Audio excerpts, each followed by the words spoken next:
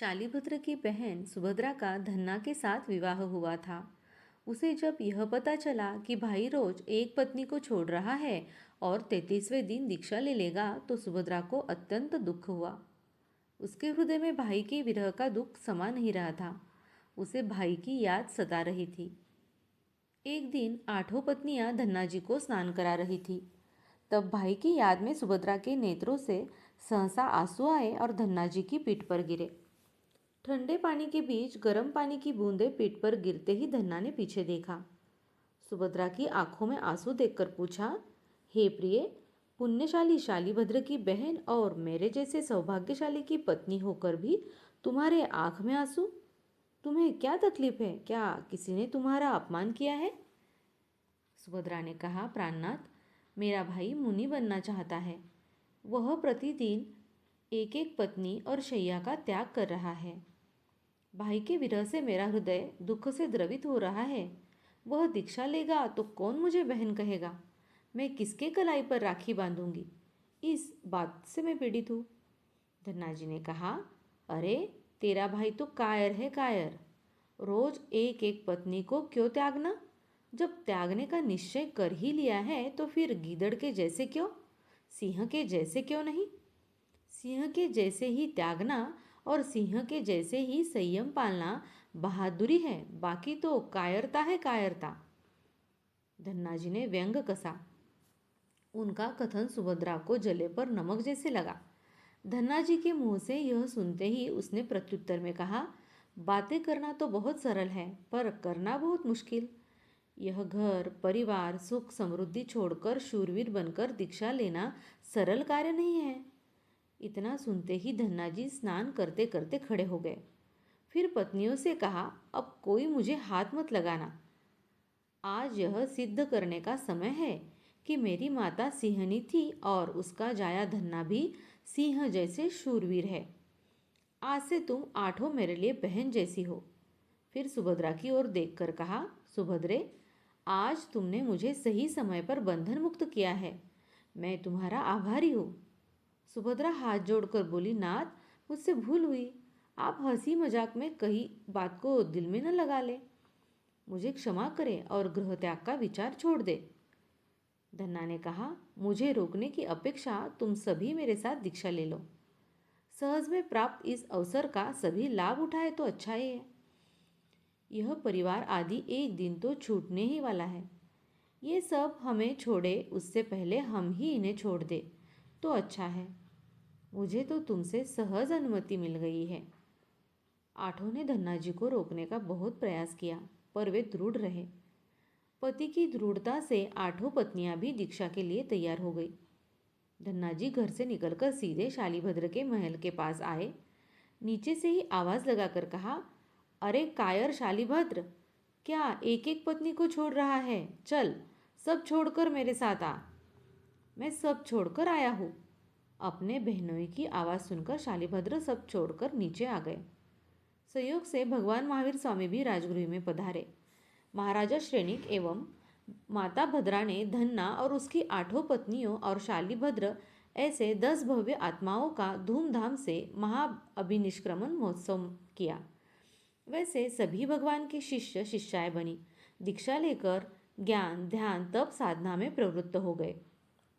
शालिभद्र और धन्नानगार ने ज्ञानार्जन के साथ मास खमन की तपस्या करने का नियम लिया।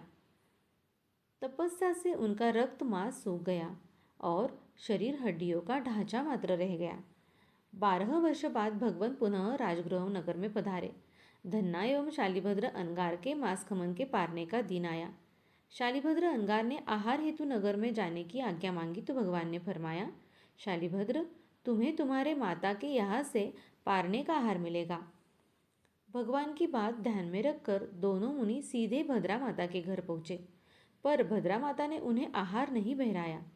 तपस्या से मुनियों का शरीर सूख गया था, अतः माता ने उन्हें नहीं पहचाना और वे भगवान के दर्शन की तैयारी में थी, इसलिए मुनियों की ओर ध्यान नहीं गया। दोनों मुनि वहां से आगे बढ़े। रास्ते में दही बेचने के लिए आई हुई वृद्धा धन्या ने उन्हें आग्रहपूर्वक श्रद्धा भक्ति से दही बहराया। दोनों मुनि वहां से भगवान के पास आए। वंदना की आहार दिखाया, आलोचना प्रतिक्रमण किया। माता भद्रा के हाथ से आहार नहीं मिला तो वे सोचने लगे कि भगवान की वाणी कभी असत्य नहीं होती। फिर यह बात कैसे हुई? उन्होंने भगवान के सामने जिज्ञासा प्रकट की। तब भगवान ने फरमाया, तुम संशय मत करो, दही बहराने वाली वृद्धा तुम्हारी पूर्वभव की माता है। भगवान ने शालिभद्र मुनि से कहा, तुम पूर्वभव में संगम नामक के बालक थे। यह धन्या तुम्हारी माता थी। एक बार त्योहार के दिन तुम खीर खाना चाहते थे। धन्या के पास इतना धन नहीं था कि वह खीर बना सके। तुम खीर के लिए जोर जोर से रोने लगे तो पड़ोसियों ने खीर बनाने की सामग्री लाकर दी। धन्या ने खीर बनाकर तुम्हें परोसी। थाली में खीर देखकर तुम बहुत खुश हुए। थाली लेकर घर के दरवाजे पर बैठकर खीर ठंडी होने का इंतजार करने लगे। उसी समय एक तपस्वी मुनि मांस खमन के पारने के दिन गोचरी के लिए आए। तुम्हें उन्हें बहराने के भाव हुए। तुमने थाली के बीचों बीच एक रेखा खींचकर सोचा, आधी खीर मुनि को दूंगा और आधी मैं खाऊंगा। मुनिराज समीप पहुंचे तो तुमने हाथ जोड़कर वंदना की, खीर बहराने की भावना भाई। तुम्हारी उत्कृष्ट भावना देखकर मुनिराज ने पात्र सम्मुख रख दिया। तुमने थाली उठाकर खीर तपस्वी के पात्र में डाल दी। तरल पदार्थ होने से पूरी खीर पात्र में चली गई, परंतु तुम्हारे मन में यह भाव नहीं आए कि अरे सारी खीर मुनिराज के पात्र में चली गई, अब मैं क्या खाऊंगा।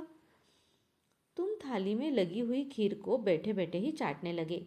खीर खाने की अपेक्षा उसे बहराने में विशेष आनंद की अनुभूति हुई। इस सुपात्र दान के प्रभाव से तुमने प्रबल पुण्य कमाया। वहाँ की आयु पूर्ण करके धनाढ़ श्रेष्ठी गोभद्र सेठ के पुत्र रूप में उत्पन्न हुए। माँ भद्रा ने स्वप्न में शाली धान्य का लहलहाता खेत देखा, अतः तुम्हारा नाम शालिभद्र रखा। प्रभु के श्रीमुख से पूर्वभव का वृत्तांत सुनकर पारना करके प्रभु से आज्ञा लेकर दोनों मुनि नालंदा के पास वैभारगिरी पर्वत पर आए। यथाविधि प्रतिलेखना आदि करके पादोपगमन संधारा ग्रहण कर लिया।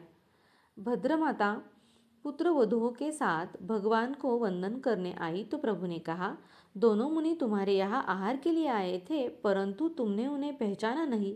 अब उन्होंने वैभारगिरी पर संधारा ग्रहण कर लिया है।